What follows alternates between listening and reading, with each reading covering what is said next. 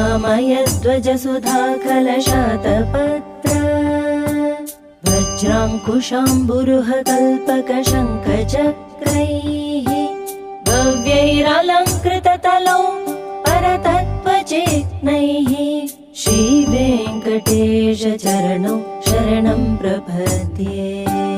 ताम्रोदरद्युतिपराजितपद्मरागौ बाह्यैर्महोभिरभिभूतमहेन्द्रनीलो उद्यन्नकांशुभिरुदस्तशशाङ्कभासो श्रीवेङ्कटेशचरणौ शरणं प्रपद्ये। सप्रेमभीतिकमलाकरपल्लवाभ्याम् संवाहनेऽपि सपदि क्लममाददानो कान्ताववाङ्मनसगोचरसौकुमार्यो श्रीवेङ्कटेशचरणौ शरणं प्रपद्ये। श्रीवेङ्कटेशचरणौ शरणं प्रपद्ये।